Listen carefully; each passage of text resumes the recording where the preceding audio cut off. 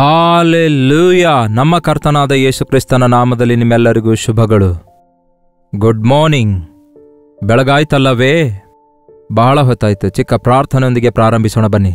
ಪರಿಶುದ್ಧ ದೇವರೇ, ನಿಮಗೆ ವಂದನೆಗಳು. ಮತ್ತೊಂದು ದಿನ ಕೊಟ್ಟಿದ್ದೀರಿ, ಮತ್ತೊಮ್ಮೆ ಮಾತಾಡಿರೆಂದು ಕ್ರಿಸ್ತನ ನಾಮದಲ್ಲಿ ಬೇಡುತ್ತೇನೆ ತಂದೆಯೇ, ಆಮೇನ್. ನೀವು ರಕ್ಷಿಸಲ್ಪಟ್ಟಿದ್ದೀರೋ? ಯೇಸುವನ್ನು ನಿಮ್ಮ ಸ್ವಂತ ರಕ್ಷಕನನ್ನಾಗಿ ಅಂಗೀಕರಿಸಿದ್ದೀರೋ? ದೇವರ ಆಲಯಕ್ಕೆ ಹೋಗಿ ದೇವರನ್ನು ಆರಾಧಿಸುತ್ತಾ ಇದ್ದೀರಾ? ಕ್ರಿಸ್ತನ ರಕ್ತದಲ್ಲಿ ತೊಳೆಯಲ್ಪಟ್ಟಿದ್ದೇವೆ ಎಂಬ, ದೇವರ ರಾಜ್ಯದ ವಾರಸುದಾರರಾಗಿದ್ದೇವೆ ಎಂಬ ನಂಬಿಕೆಯು ನಿಮಗೆ ಇದೆಯಾ? ನೀವೇನು ಹೇಳ್ತಾ ಇದ್ದೀರಾ? ಅರ್ಥ ಆಗ್ತಾ ಇಲ್ಲ ಅನ್ನುತ್ತಾ ಇದ್ದೀರಾ? ದಿನಾಲು ದೇವರ ವಾಕ್ಯ ಕೇಳ್ತಿರುವಾಗ ನಿಮ್ಮೊಳಗೆ ನಿಮಗೆ ಗೊತ್ತಾಗಲಾರದೆಯೇ ಪರಿವರ್ತನೆ ಉಂಟಾಗ್ತದೆ. ದೇವರು ಯಾರೆಂದು, ಯೇಸು ಯಾರೆಂದು, ಆತನು ನನಗೇನು ಮಾಡಿದ್ದಾರೆ ಎಂದು, ನಾನು ಯಾರು ಎಂದು, ನನ್ನನ್ನು ಆಧರಿಸುವ ಆತನು, ನನಗೆ ಕಾಪಾಡುವ ಆತನು, ನನಗೆ ಸಹಾಯ ಮಾಡುವ ಆತನು. ನಾನು ಸ್ವಲ್ಪ ಸರಿಯಾಗಿಲ್ಲ, ನನ್ನ ಮನಸ್ಸು ಸರಿಯಾಗಿಲ್ಲ, ನನ್ನ ಬುದ್ಧಿ ಸರಿಯಾಗಿಲ್ಲ, ನನ್ನ ಬದುಕು ಸರಿಯಾಗಿಲ್ಲ. ಹೌದು, ಈ ವಿಷಯದಲ್ಲಿ ನಾನು ತಪ್ಪು ಮಾಡಿದ್ದೇನೆ, ಈ ವಿಷಯದಲ್ಲಿ ನಾನು ತಿದ್ದುಕೊಳ್ಳಬೇಕು ಎಂಬ ಮಾರ್ಪಡುವಿಕೆ ನಿಮ್ಮೊಳಗೆ ಬರ್ತಿದೆಯಾ? ಅಂತಹ ಮಾರ್ಪಡುವಿಕೆಯನ್ನು ನೀವು ಹೊಂದಿಕೊಂಡಿದ್ದೀರಾ? ಬಹಳಷ್ಟು ಜನ ಸಾಕ್ಷಿ ಕೊಡ್ತಾರೆ, ನಾವು ಇದಕ್ಕಿಂತ ಮುಂಚೆ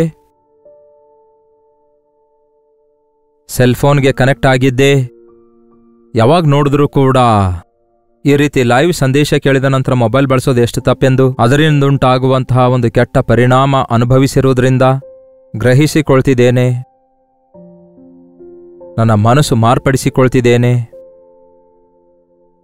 ನಾನು ನನ್ನ ಸ್ವಭಾವವನ್ನು ಮಾರ್ಪಡಿಸಿಕೊಳ್ಳುತ್ತಿದ್ದೇನೆ. ನಾನೀಗ ದೇವರ ವಾಕ್ಯ ಪ್ರೀತಿ ಮಾಡ್ತಿದ್ದೇನೆ, ದೇವರ ಸನ್ನಿಧಿಯನ್ನು ಪ್ರೀತಿಸ್ತಿದ್ದೇನೆ. ಈಗ ನನ್ನ ಜೀವಿತದಲ್ಲಿ ಆಶೀರ್ವಾದಗಳಿವೆ ಎಂದು ಸಾಕ್ಷಿ ಕೊಡ್ತಾ ಇದ್ದೀರಿ. ನೀವು ಕೂಡ ನಿಮ್ಮ ಸಾಕ್ಷಿಗಳನ್ನು ಕಳಿಸಿರಿ. ಪ್ರೇಯರ್ ಬರ್ಡನ್ಸ್ ಅಷ್ಟೇ ಅಲ್ಲ, ಪ್ರೈಸ್ ರಿಪೋರ್ಟ್ಸ್ ಕೂಡ ಕಳಿಸಿ. ಪ್ರತಿದಿನ ಹೇಳ್ತಿದ್ದೇನಲ್ಲವೇ? 8939731313 ನಂಬರ್ಗೆ ನಿಮ್ಮ ಪ್ರೇಯರ್ ಬರ್ಡನ್ಸ್, ಪ್ರೈಸ್ ರಿಪೋರ್ಟ್ಸ್ ಒಂದು ಟೆಕ್ಸ್ಟ್ ಇಲ್ಲವೇ ವಾಯ್ಸ್ ಮೆಸೇಜ್ ಮುಖಾಂತರ ವಾಟ್ಸಪ್ ಕಳಿಸಿಕೊಡಿ. ಅದರ ನಿಮಿತ್ತ ಕರ್ತನನ್ನು ಸ್ತುತಿಸಿ ನಿಮಗಾಗಿ ಪ್ರಾರ್ಥಿಸಲು ಅವಕಾಶವಿರುತ್ತೆ. ಒಂದು ಸಾರಿ ಯೇಸುಕ್ರಿಸ್ತನ ರಕ್ತದಿಂದ ತೊಳೆಯಲ್ಪಟ್ಟಾಗ ನಾವು ಈಗ ರಕ್ತ ಸಂಬಂಧಿಗಳಾದೆವು, ಒಂದು ಕುಟುಂಬವಾದೆವು. ಅರ್ಥ ಆಯ್ತಾ? ಒಂದು ಕುಟುಂಬದಲ್ಲಿಯೂ ಕೂಡ ಇಷ್ಟೊಂದು ಪ್ರೀತಿ ಈ ದಿನ ಕಾಣ್ತಾ ಇಲ್ಲ, ಆದರೆ ನಾವು ಕ್ರಿಸ್ತನ ಪ್ರೀತಿಯಿಂದ ತುಂಬಲ್ಪಡ್ತಿದ್ದೇವೆ. ಹಾಗಾಗಿ ನೀವು ಯಾರೆಂದು, ಎಲ್ಲಿಂದ ವೀಕ್ಷಿಸ್ತಿದ್ದಾರೆಂದು ನನಗೆ ಗೊತ್ತಿಲ್ಲ. ನಿಮ್ಮನ್ನು ನಾನು ಯಾವತ್ತೂ ನೋಡಿಲ್ಲ, ನೀವಾದರೂ ನನ್ನನ್ನು ಕನಿಷ್ಠ ಹೀಗೆ ನೋಡ್ತಾ ಇದ್ದೀರಿ. ಆದರೆ ಗೊತ್ತಿಲ್ಲದ ಒಂದು ಅನುಬಂಧ, ಗೊತ್ತಿಲ್ಲದ ಒಂದು ಪ್ರೀತಿ, ಒಂದು ಅಭಿಮಾನ, ಒಂದು ಭಾರ, ನಿಮಗೋಸ್ಕರ ಪ್ರಾರ್ಥನೆ ಮಾಡುವಾಗ ನಿಮ್ಮ ಸ್ಥಿತಿಗತಿಗಳನ್ನು ತಿಳ್ಕೊಂಡು ಸ್ವಂತ ಜನರಿಗೋ ಎಂಬುವಂತೆ, ಸ್ವಂತ ತಾಯಿಗೋ ಎಂಬುವಂತೆ, ತಂಗಿಗೋ ಎನ್ನುವಂತೆ, ತಮ್ಮನಿಗೋ ಎನ್ನುವಂತೆ, ಅಣ್ಣನಿಗೋ ಎನ್ನುವಂತೆ, ತಂದೆಗೋ ಎನ್ನುವಂತೆ ನಿಮ್ಮೆಲ್ಲರಿಗೋಸ್ಕರ ಅಷ್ಟೊಂದು ಭಾರದಿಂದ ಪ್ರಾರ್ಥಿಸ್ತಿದ್ದೇವೆ. ಕಾರಣ ಕ್ರಿಸ್ತನ ಪ್ರೀತಿ ನಮ್ಮನ್ನು ಬಲವಂತ ಮಾಡುತ್ತದೆ. ಅಷ್ಟಕ್ಕೂ ಯೇಸು ಕ್ರಿಸ್ತನು ಹೇಳಿರುವ ಸಂದೇಶದ ಸಾರಾಂಶ ಬೈಬಲ್ನಲ್ಲಿದೆ. ಆ ಸಾರಾಂಶವನ್ನು ಗಟ್ಟಿಯಾಗಿ ಹಿಂಡುವುದಾದರೆ ಪ್ರೀತಿ ಎಂಬ ಅರ್ಥ ಅದರಿಂದ ಹೊರಬರುತ್ತೆ. ಒಬ್ಬ ದೊಡ್ಡ ದೇವರ ಸೇವಕರು ಹೇಳಿದ್ದಾರೆ, ಪ್ರೀತಿ ಎನ್ನುವುದು ನಮಗೆ ಬಹಳ ಪ್ರಾಮುಖ್ಯವಾಗಿದೆ. ಪ್ರೀತಿ ಇದ್ದರೆ ಪ್ರಾರ್ಥಿಸ್ತೇವೆ, ಪ್ರೀತಿ ಇದ್ದರೆ ಪ್ರೀತಿಯಿಂದ ಮಾತಾಡಿಸ್ತೇವೆ. ಪ್ರೀತಿ ನಮ್ಮನ್ನು ಬಂಧಿಸಿಡುತ್ತೆ. ಈ ಕೆಲಸಕ್ಕೆ ಬಾರದ ಲೋಕದ ಪ್ರೀತಿ ಅಲ್ಲ, ಸರಾಯಿ ಪ್ರೀತಿ ಅಲ್ಲ, ಶರೀರ ಪ್ರೀತಿ ಅಲ್ಲ, ದೈವ ಪ್ರೀತಿ, ಅಗಾಪ್ಯ ಪ್ರೀತಿ. ಥೆಸಲೋನಿಕದವರಿಗೆ ಬರೆದ ಪತ್ರಿಕೆಯಲ್ಲಿ 4ನೇ ಅಧ್ಯಾಯದಲ್ಲಿ ಪೌಲನು ಸಭೆಗೆ ಹೇಳ್ತಿರುವ ಮಾತನ್ನು ನೋಡಿ. 9ನೇ ವಚನದಲ್ಲಿ, ಸಹೋದರ ಸ್ನೇಹ ವಿಷಯದಲ್ಲಿ ನಿಮಗೆ ಬರೆಯುವುದು ಅವಶ್ಯವಿಲ್ಲ, ಒಬ್ಬರನ್ನೊಬ್ಬರು ಪ್ರೀತಿಸಬೇಕೆಂಬ ಉಪದೇಶವನ್ನು ನೀವು ದೇವರಿಂದ ಹೊಂದಿದವರಾಗಿದ್ದೀರಿ. ಹೇಗೆ, ಯಾರಿಂದ ಕಲಿಸಲ್ಪಡುತ್ತಿದ್ದೇವಂತೆ? ದೇವರಿಂದಲೇ ಪ್ರೀತಿಸಬೇಕೆನ್ನುವುದನ್ನು ಕಲಿಸಲ್ಪಡ್ತಿದ್ದೇವೆ. ಮನೆಯಲ್ಲಿರುವ ಅಣ್ಣ ತಮ್ಮ, ಅಕ್ಕ ತಂಗಿಯಂದಿರ ಮಧ್ಯದಲ್ಲಿ ಪ್ರೀತಿ ಬಾಂಧವ್ಯ ಇದೆಯಾ? ಬಹಳಷ್ಟು ಮಂದಿ ತಂದೆ ತಾಯಿಗಳು ಅಣ್ಣ ತಮ್ಮ, ಅಕ್ಕ ತಂಗಿ ಒಬ್ಬರನ್ನೊಬ್ಬರು ಪ್ರೀತಿಸುವುದನ್ನು ಕಲಿಸುತ್ತಾರೆ. ಆ ದಿನಗಳಲ್ಲಿ, ನಮ್ಮ ಕಾಲದಲ್ಲಿ ನಮ್ಮ ತಂದೆ ತಾಯಿ ಯಾವಾಗಲೂ ನಿಮ್ಮ ತಮ್ಮಂದಿರಿಗಾಗಿ ಪ್ರಾರ್ಥಿಸು, ನಿಮ್ಮ ತಂಗಿಯಂದಿರಿಗಾಗಿ ಪ್ರಾರ್ಥಿಸು ಅನ್ನುತ್ತಾ ಇದ್ರು. ಅವರು ರಕ್ಷಿಸಲ್ಪಡಬೇಕು, ಅವರಿಗೆ ವಿವಾಹ ಆಗಬೇಕು, ಅವರಿಗೆ ಉದ್ಯೋಗ ದೊರಕಬೇಕು, ಅವರು ದೇವರಿಗೆ ನಂಬಿಗಸ್ತರಾಗಿರಬೇಕು. ಹಾಗೆಯೇ ಅವರಿಗೂ ಹೇಳ್ತಾ ಇದ್ರು, ಅಣ್ಣನಿಗೂ ಸಹಾಯ ಮಾಡ್ರಿ, ದೇವರ ಸೇವೆಯಲ್ಲಿದ್ದಾರೆ, ದೈವ ಸೇವಕರಾಗಿದ್ದಾರೆ ಎಂಬುದನ್ನು ಮರೆಯಬೇಡಿ. ಹೀಗೆ ಒಬ್ಬರಿಗೊಬ್ಬರು ಅನುಬಂಧವನ್ನುಂಟು ಮಾಡುವಂತಹ ತಂದೆಯಾಗಲಿ ಇಲ್ಲವೇ ತಾಯಿಯಾಗಲಿ ಈ ದಿನಗಳಲ್ಲಿ ಕಾಣಿಸ್ತಾ ಇಲ್ಲ. ಸ್ವಂತ ಅಣ್ಣ ತಮ್ಮಂದಿರಲ್ಲಿಯೂ ಕೂಡ ಭೇದ ವಿಭೇದಗಳು, ಅಸೂಯೆಗಳು, ಹಠಗಳು ಕಾಣಿಸ್ತಿವೆ. ಆದರೆ ಕ್ರಿಸ್ತನ ರಕ್ತದಲ್ಲಿ ತೊಳೆಯಲ್ಪಟ್ಟ ನಂತರ ನಮ್ಮ ಸ್ವಂತ ರಕ್ತ ಸಂಬಂಧದವರ ಮಧ್ಯದಲ್ಲಿರುವುದಕ್ಕಿಂತ ಹೆಚ್ಚು ಪ್ರೀತಿ ಕ್ರಿಸ್ತನ ರಕ್ತ ಸಂಬಂಧದಲ್ಲಿರುವವರೊಂದಿಗೆ ಪರಿಪೂರ್ಣವಾಗಿ ಪವಿತ್ರವಾಗಿ ನಾವು ಹೊಂದಿಕೊಂಡಿರಬೇಕು. ಆ ವಿಷಯವನ್ನು ಯೇಸು ಮೇಲಿಂದ ಮೇಲೆ ಹೇಳ್ತಿದ್ದಾರೆ. ಒಂದು ಸಾರಿ ಯೇಸು ಕ್ರಿಸ್ತನು ಬೋಧಿಸುತ್ತಿರುವಾಗ, ನಿನ್ನ ತಾಯಿಯೂ ನಿನ್ನ ಸಹೋದರರು ಸಹೋದರಿಯರು ಬಂದಿದ್ದಾರೆ ಎಂದು ಯೇಸುವಿಗೆ ಹೇಳಿದಾಗ ಆತನು ಏನು ಹೇಳ್ತಾನೆ ಗೊತ್ತಾ? ಅಮ್ಮ ಬಂದಿದ್ದಾಳೆ ಅಂತ ಓಡೋಡಿ ಹೋಗದೆ, ಯಾರು ನನ್ನ ತಂದೆ ತಾಯಿಗಳು ಅಕ್ಕ ತಂಗಿಯಂದಿರು, ಈಗೋ ನನ್ನ ಮಾತುಗಳನ್ನು ಕೇಳಿ ಅದರ ಪ್ರಕಾರ ಜೀವಿಸುವಂತಹ ನೀವೇ ಅಲ್ಲವೋ ಅನ್ನುತ್ತಾರೆ. ಹೌದು, ನಾವು ಒಂದು ವಿಶ್ವಾಸಿಗಳ ಗುಂಪಿಗೆ ಹೋದಾಗ ವಿಶ್ವಾಸಿಗಳಾದ ನಮ್ಮ ಮಧ್ಯದಲ್ಲಿ ಸಹೋದರ ಸಹೋದರಿ ಭಾವಕ್ಕಿಂತಲೂ ಮಿಗಿಲಾದ ಪವಿತ್ರ ಬಾಂಧವ್ಯ, ಪ್ರೀತಿಯ ಬಾಂಧವ್ಯ ಇರುತ್ತೆ. ಅದನ್ನೇ ಕಲಿಸುತ್ತಿದ್ದಾರೆ. ನಾವು ಯೇಸುವಿನಿಂದ ಕಲಿಸಲ್ಪಟ್ಟಿದ್ದೇವೆ.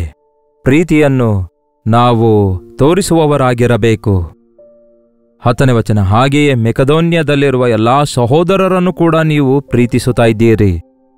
ಸಹೋದರರೇ, ನೀವು ಪ್ರೀತಿಯಲ್ಲಿ ಮತ್ತಷ್ಟು ಹೆಚ್ಚು ಅಭಿವೃದ್ಧಿ ಹೊಂದುತ್ತಿದ್ದೀರೆಂದು ಮೆಕದೋನ್ಯದಲ್ಲಿರುವ ವಿಶ್ವಾಸಿಗಳು ಹೇಳಿದ್ದಾರೆ ಅನ್ನುತ್ತಾನೆ. ಈ ಲೈವ್ ಝೂಮ್ ಮೀಟಿಂಗ್ ಬಂದ ನಂತರ ಪ್ರಿಯರೇ, ನಾವು ಲೈವ್ ಆಗಿ ಝೂಮ್ ಮೀಟಿಂಗ್ ಮಾಡ್ತಾ ಇರ್ತೇವೆ. ನೀವು ಕೂಡ ಜಾಯ್ನ್ ಆಗಬಹುದು. ಎಲ್ಲರಿಗೋಸ್ಕರ ಝೂಮ್ ಮೀಟಿಂಗ್ ಇರುತ್ತೆ. ನೀವು ಕೂಡ ಭೇಟಿಯಾಗಬಹುದು, ಭೇಟಿಯಾಗಿ ಮಾತಾಡಬಹುದು, ಮುಖಾಮುಖಿಯಾಗಿ ನೋಡಿಕೊಳ್ಬಹುದು, ಪ್ರಾರ್ಥಿಸಬಹುದು, ಶೇರ್ ಮಾಡಿಕೊಳ್ಳಬಹುದು. ಆ ಝೂಮ್ ಮೀಟಿಂಗ್ ಒಂದು ಟೀಮ್ ಆಗಿ ತಯಾರಾಗಿದೆ. ಎಷ್ಟು ಅನುಬಂಧ ಇದೆ ಅಂದ್ರೆ, ಯಾರಿಗಾದರೂ ಮೈ ಹುಷಾರಿಲ್ಲ ಅಂದ್ರೆ ಪ್ರಾರ್ಥಿಸ್ತೇವೆ, ಒಬ್ಬರು ಸಂತೋಷಿಸಿದ್ರೆ ಎಲ್ಲರೂ ಸಂತೋಷಿಸ್ತೇವೆ. ಹೊಸ ವಧುವರರು ಝೂಮ್ ಮೀಟಿಂಗಿಗೆ ಬರುವಾಗ ಇಲ್ಲವೇ ಹೆತ್ತ ಮಕ್ಕಳನ್ನು ತಂದಾಗ ನಮಗಾಗಿ ಪ್ರಾರ್ಥಿಸಿರಯ್ಯ, ಹೆರಿಗೆ ಬಹಳ ಚೆನ್ನಾಗಿ ನಡೀತು, ಈಗ ಚಿಕ್ಕ ಮಗುವನ್ನು ದೇವ್ರು ಕೊಟ್ಟಿದ್ದಾರೆ ಎಂದು ಝೂಮ್ ಮೀಟಿಂಗ್ನಲ್ಲಿ ತಂದು ತೋರಿಸ್ತಾರೆ. ಎಲ್ಲರಿಗೂ ತಮ್ಮ ಮನೆಯಲ್ಲಿ ಮಗು ಹುಟ್ಟಿದಷ್ಟು ಸಂತೋಷ. ಝೂಮ್ ಮೀಟಿಂಗ್ನಲ್ಲಿರುವವರಿಗೆ ಈ ಬಾಂಧವ್ಯ ನಮ್ಮ ಸಭೆಯಲ್ಲಿಯೂ ಕೂಡ ಆ ಬಾಂಧವ್ಯ ಇರಬೇಕು. ಈ ದಿನ ಅನೇಕ ಸಭೆಗಳಲ್ಲಿ ಪ್ರೀತಿ ಇಲ್ಲ. ಎಲ್ಲರೂ ತಮ್ಮ ಪಾಡಿಗೆ ತಾವು ಬರ್ತಾರೆ, ತಮ್ಮ ಪಾಡಿಗೆ ತಾವು ಹೋಗ್ತಾರೆ, ತಮ್ಮ ಇಷ್ಟಾನುಸಾರವಾಗಿಯೇ ಇರ್ತಾರೆ. ಒಬ್ಬರನ್ನೊಬ್ಬರು ಕ್ಷಮಿಸುವುದು, ಪ್ರೀತಿಸುವುದು, ಇಲ್ಲವೇ ಒಬ್ಬರಿಗೊಬ್ಬರು ಮಾದರಿಯಾಗಿ ತೆಗೆದುಕೊಳ್ಳುವಂಥದ್ದು ಈ ದಿನ ಬಹಳ ಅಪರೂಪವಾಗಿ ಕಾಣಿಸ್ತಿದೆ. ಪೌಲ ಭಕ್ತನು ಕಲಿಸಿದ್ದಾನೆ ಪ್ರೀತಿ ಅಂದರೆ ಏನು ಎಂಬುದಾಗಿ. ಯಾಕೆಂದರೆ ಪೌಲನು ದೇವರ ಪ್ರೀತಿಯನ್ನು ರುಚಿ ನೋಡಿದ. ಹಾಗೆ ರುಚಿ ನೋಡಿದ ಪ್ರೀತಿ ಬಾಂಧವ್ಯದ ಕುರಿತು ಬೋಧಿಸಿದ. ಕೊರಿಂಥದವರಿಗೆ ಬರೆದ 1ನೇ ಪತ್ರಿಕೆ 13ನೇ ಅಧ್ಯಾಯ ಮೇಲಿಂದ ಮೇಲೆ ಓದಿರಿ, ಬಹಳ ಚೆನ್ನಾಗಿ ಓದಿರಿ. ಅಷ್ಟಕ್ಕೂ ಪ್ರೀತಿಯ ಬೆಲೆ ಏನೆಂಬುದಾಗಿ, ಅದು ಎಷ್ಟು ಮುಖ್ಯವಾಗಿದೆ ಎಂದು ನಮಗೆ ಅರ್ಥವಾಗುತ್ತೆ. ಸಹೋದರರ ಪ್ರೀತಿಯ ಬಗ್ಗೆ ನಿಮಗೆ ಬರೆಯುವ ಅಗತ್ಯವಿಲ್ಲ. ನೀವು ಒಬ್ಬರನ್ನೊಬ್ಬರು ಪ್ರೀತಿಸಬೇಕು ಎಂಬುದಾಗಿ ದೇವರಿಂದ ಕಲಿಸಲ್ಪಟ್ಟು ಬೋಧಿಸಲ್ಪಟ್ಟಿದ್ದೀರಿ. ಹಾಗೆಯೇ ಮೆಕದೋನ್ಯದಲ್ಲಿರುವ ಏನಂತೆ ಆ ಮೆಕದೋನ್ಯದಲ್ಲಿರುವಂತಹ ಸಹೋದರರೆಲ್ಲರನ್ನೂ ನೀವು ಪ್ರೀತಿಸ್ತಾ ಇದ್ದೀರಿ. ಸಹೋದರರೇ, ಪ್ರೀತಿಯಲ್ಲಿ ಮತ್ತಷ್ಟು ಹೆಚ್ಚಾಗಿ ಅಭಿವೃದ್ಧಿ ಹೊಂದುತ್ತಾ ಇರಿ. ಪ್ರೀತಿ ಹೇಗೆ ಅಭಿವೃದ್ಧಿ ಹೊಂದುತ್ತದೆ ಎಂದು ಕೇಳ್ತಿರ್ಬೋದೇನು? ಪ್ರೀತಿ ವೃದ್ಧಿ ಹೊಂದುತ್ತೆ ಪ್ರಿಯರೇ. ನಮ್ಮ ಪ್ರೀತಿ ಮಾತಿನೊಂದಿಗೆ ನಿಂತು ಹೋಗಬಾರದು. ನಮ್ಮ ಪ್ರೀತಿ ಸಣ್ಣ ಸಣ್ಣ ಆ ಸಹಾಯಗಳೊಂದಿಗೆ ನಿಂತು ಹೋಗಬಾರದು. ನಮ್ಮ ಪ್ರೀತಿ ಸೀಸನಲ್ ಆಗಿರಬಾರದು. ನಮ್ಮ ಪ್ರೀತಿ ಹಂತ ಹಂತವಾಗಿ ಕ್ಷಮಿಸುವ ಪ್ರೀತಿಯಾಗಿರಬೇಕು. ಸಹಿಸುವ ಪ್ರೀತಿ, ತಾಳಿಕೊಳ್ಳುವ ಪ್ರೀತಿಯಾಗಿರಬೇಕು. ಇತರರ ಸಂತೋಷದಲ್ಲಿ ಸಂತೋಷಪಡುವ ಪ್ರೀತಿಯಾಗಿರಬೇಕು. ಇತರರೊಂದಿಗೆ ದುಃಖಿಸುವ ಪ್ರೀತಿಯಾಗಿರಬೇಕು. ಕರ್ತನ ನಿಮಿತ್ತ ನಶಿಸಿ ಹೋಗುವ ಆತ್ಮಗಳನ್ನು ರಕ್ಷಿಸಬೇಕೆಂಬ ಪ್ರೀತಿ ಇರಬೇಕು. ನಮ್ಮ ಪ್ರೀತಿ ಪರಿಪಕ್ವತೆಗೆ ಬರಬೇಕು. ನೀವು ಪ್ರೀತಿಯಲ್ಲಿ ಅಭಿವೃದ್ಧಿ ಹೊಂದಬೇಕೆಂದು, ಸಭೆಯ ಆಚೆ ಇರುವವರ ವಿಷಯದಲ್ಲಿ ಮರ್ಯಾದೆಯಿಂದ ನಡೆದುಕೊಳ್ಳಬೇಕೆಂದು, ನಿಮಗೆ ಯಾವುದೊಂದರ ಕೊರತೆ ಇರಬಾರದೆಂದು ನಾವು ಆಜ್ಞಾಪಿಸಿರುವ ಪ್ರಕಾರ ಏನಂತೆ, ಸಭೆಯ ಆಚೆ ಇರುವಂಥವರ ನಾವು ಪ್ರೀತಿಸುತ್ತೇವೆ. ಆದರೆ ನೀತಿಯನ್ನು ಪ್ರೀತಿಸುವವನು ದುರ್ನೀತಿಯನ್ನು ದ್ವೇಷಿಸುತ್ತಾನೆ. ಇತರರ ದುರ್ನೀತಿಯನ್ನು ನಾವು ಪ್ರೀತಿಸುವುದಿಲ್ಲ. ಹಾಗಾಗಿ ಅಂಥವರ ವಿಷಯದಲ್ಲಿ ಮರ್ಯಾದೆಗೆಟ್ಟು ನಡ್ಕೊಳ್ಬೇಡಿ, ವಿಮರ್ಶಿಸಬೇಡಿರಿ. ದೇವರು ನೀತಿಯನ್ನು ಪ್ರೀತಿಸ್ತಾರೆ, ದುರ್ನೀತಿಯನ್ನು ದ್ವೇಷಿಸುತ್ತಾರೆ. ಪ್ರೀತಿ ದುರ್ನೀತಿಯಲ್ಲಿ ಸಂತೋಷಪಡುವುದಿಲ್ಲ ಎಂದು ಬೈಬಲ್ ಹೇಳ್ತದೆ. ಮತ್ತು ಅದೇ ಸಮಯದಲ್ಲಿ ಸಭೆಯ ಹೊರಗಡೆ ಇರುವವರನ್ನು ವಿಮರ್ಶಿಸುವವರಾಗಿ, ತೀರ್ಪು ತೀರಿಸುವವರಾಗಿ, ಗೇಲಿ ಮಾಡುವವರಾಗಿ, ಹೀಯಾಳಿಸುವವರಾಗಿ ಇರಬಾರದು. ಮರ್ಯಾದೆಯೊಂದಿಗೆ ಅವರ ವಿಷಯದಲ್ಲಿ ನಡೆದುಕೊಳ್ಳಬೇಕು. ಅಷ್ಟು ಮಾತ್ರವಲ್ಲ, ನಿಮಗೆ ಆಜ್ಞಾಪಿಸಿರೋ ಪ್ರಕಾರ ನೀವು ಇತರರ ತಂಟೆಗೆ ಹೋಗದೆ ನಿಮ್ಮ ಸ್ವಂತ ಕಾರ್ಯ ಮಾಡಿಕೊಳ್ಳುವುದರಲ್ಲಿ, ನಿಮ್ಮ ಕೈಯಿಂದ ಕೆಲಸ ಮಾಡಿಕೊಳ್ಳುವುದರಲ್ಲಿ ಆಸೆಯುಳ್ಳವರಾಗಿರಬೇಕು ಎಂಬುದಾಗಿ ನಿಮ್ಮನ್ನು ಎಚ್ಚರಿಸುತ್ತೇನೆ ಅನ್ನುತ್ತಾನೆ. ಪರರ ತಂಟೆಗೆ ಹೋಗಬಾರದು.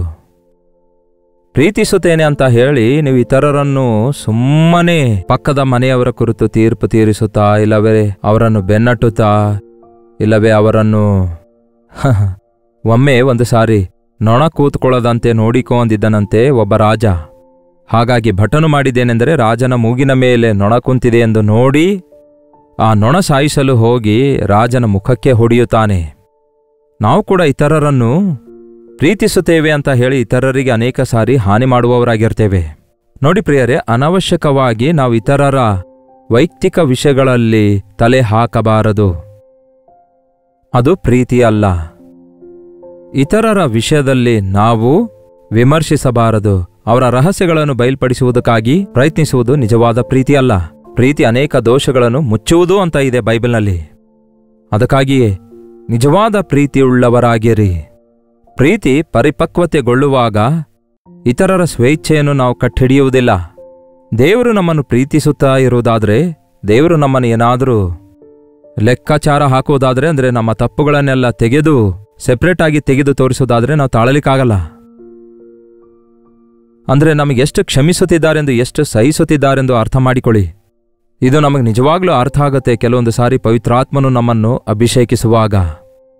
ನಾವು ರಕ್ಷಣೆ ಹೊಂದದೇ ಇರುವವರನ್ನು ನೋಡುವಾಗ ಕ್ರಿಸ್ತನ ಪ್ರೀತಿಯಿಂದ ಅವರನ್ನು ಪ್ರೀತಿಸಬೇಕು. ಅವರನ್ನು ತಳ್ಳಿ ಹಾಕಬಾರದು, ಅವರನ್ನು ವಿಮರ್ಶಿಸಬಾರದು.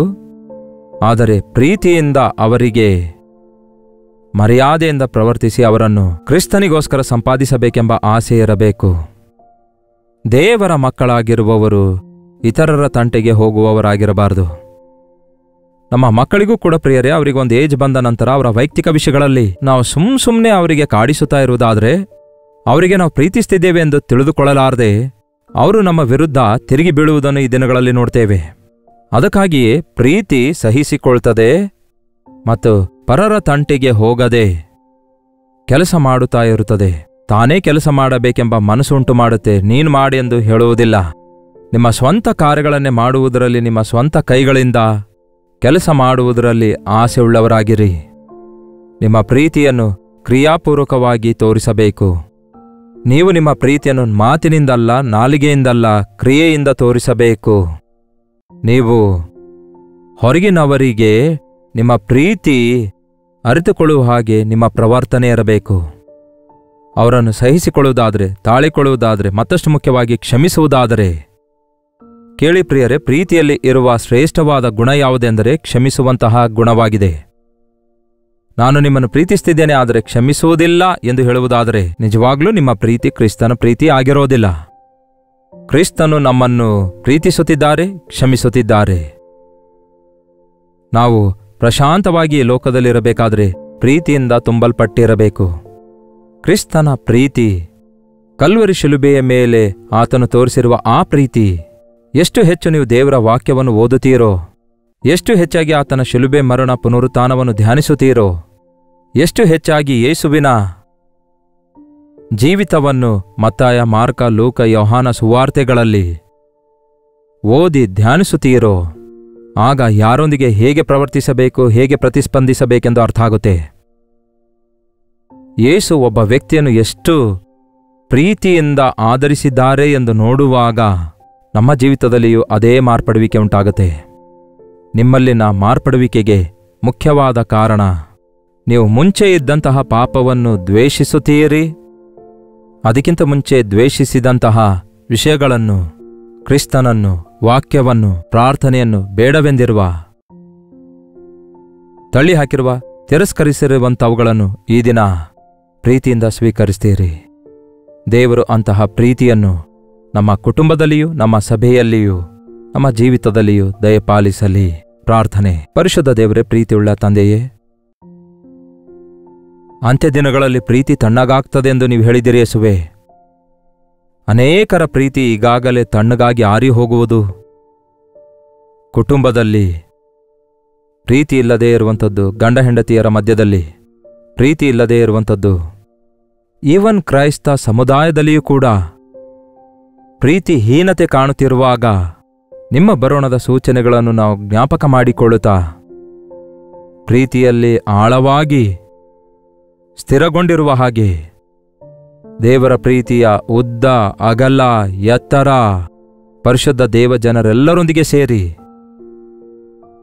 ನಾವು ಪರಿಶೀಲಿಸುವ ಹಾಗೆ, ಆನಂದಿಸುವ ಹಾಗೆ ನಿಮ್ಮ ಪ್ರೀತಿಯಿಂದ ನಮ್ಮ ಹೃದಯವನ್ನು ತುಂಬಿಸಿರಿ ದೇವರೇ. ಪವಿತ್ರಾತ್ಮನು ನಿಮ್ಮ ಪ್ರೀತಿಯನ್ನು ನಮ್ಮ ಹೃದಯದಲ್ಲಿ ಸುರಿಯ ಮಾಡುವನು ಎಂಬ ನಿಮ್ಮ ಮಾತು ಈ ದಿನ ಈ ಸಂದೇಶ ಕೇಳುತ್ತಿರುವಂತಹ ಪ್ರತಿಯೊಬ್ಬರ ಜೀವಿತದಲ್ಲಿ ಆ ಬೆರುಕುತನದಿಂದ, ಆ ಕ್ಷಮಿಸಲಾರದ ಮನಸ್ಸಿನಿಂದ, ಆ ಅಸೂಯೆ ದ್ವೇಷಗಳಿಂದ ಬಿಡಿಸಿ ಕ್ರಿಸ್ತನ ಪ್ರೀತಿಯಿಂದ ತಾಳಿಕೊಂಡು ಕ್ಷಮಿಸಿ ಕ್ರಿಸ್ತನನ್ನು ನಮ್ಮ ಬದುಕಿನ ಮೂಲಕ ತೋರಿಸಲು ಸಹಾಯ ಮಾಡಿರೆಂದು ಕ್ರಿಸ್ತನ ನಾಮದಲ್ಲಿ ಬೇಡುತ್ತೇನೆ ತಂದೆಯೇ, ಆಮೇನ್. ತಂದೆಯಾದ ದೇವರ ಪ್ರೀತಿಯು, ಮಗನಾಗಿರುವ ಕ್ರಿಸ್ತನ ಕೃಪೆಯು, ಆದರಣೆಕರ್ತನಾದ ಪವಿತ್ರಾತ್ಮನ ಸಹವಾಸವು ಕೂಡಿ ಬಂದಿರುವ ನಮ್ಮೆಲ್ಲರ ಸಂಗಡ ಇಂದಿಗೂ ಸದಾಕಾಲಕ್ಕೂ ನೆಲೆಯಾಗಿರಲಿ. ಆಮೇನ್. ದೇವರಿಗೆ ಸ್ತೋತ್ರ. ನೀವು ಎಲ್ಲಿಂದ ವೀಕ್ಷಿಸ್ತಾ ಇದ್ದೀರೆಂದು ಲೈವ್ ಚಾಟ್ನಲ್ಲಿ ಬಂದು ನಿಮ್ಮ ಹೆಸರು, ಊರು ಟೈಪ್ ಮಾಡಿರಿ. ನಿಮ್ಮ ಪ್ರಾರ್ಥನಾ ಮನವಿಗಳನ್ನು 8939731313 ನಂಬರಿಗೆ, ಇತರ ದೇಶದಿಂದಲೂ ಸಹ ವೀಕ್ಷಿಸುವುದಾದರೆ ಕೊಡಲ್ಪಟ್ಟಿರುವ ಇದೇ ನಂಬರಿಗೆ ಒಂದು ಟೆಕ್ಸ್ಟ್ ಇಲ್ಲವೇ ವಾಯ್ಸ್ ಮೆಸೇಜ್ ಮೂಲಕ ವಾಟ್ಸಪ್ ಕಳಿಸಿಕೊಡಿರಿ. ನಾವು ಪ್ರಾರ್ಥಿಸ್ತಿದ್ದೇವೆ, ನೀವು ಕೂಡ ಪ್ರಾರ್ಥಿಸಿರಿ. ದೇವರು ತಪ್ಪದೇ ನಮ್ಮ ಪ್ರಾರ್ಥನೆಗೆ ಉತ್ತರ ಕೊಡುತ್ತಾರೆ. Doctor Jaipal Kannada YouTube channel ಅನ್ನು ಸಬ್ಸ್ಕ್ರೈಬ್ ಮಾಡಿಕೊಳ್ಳಿರಿ, ಲೈಕ್ ಮಾಡಿರಿ, ಶೇರ್ ಮಾಡಿರಿ. ಕಾಮೆಂಟ್ ಸೆಕ್ಷನ್ನಲ್ಲಿ ನಿಮ್ಮ ಹೆಸರು, ಊರು ಟೈಪ್ ಮಾಡುವುದನ್ನು ಮರೆಯಬೇಡಿ. ಕರ್ತನ ಚಿತ್ತವಿರುವುದಾದರೆ ಮತ್ತೆ ನಾಳೆ ಇದೇ ಅನುದಿನದ ಧ್ಯಾನ ಎಂಬ ಕಾರ್ಯಕ್ರಮದಲ್ಲಿ ಮತ್ತೆ ಭೇಟಿಯಾಗೋಣ. ಅಲ್ಲಿವರೆಗೂ ದೇವರ ಮಹಾಕೃಪೆ ನಿಮ್ಮೆಲ್ಲರೊಂದಿಗಿರಲಿ.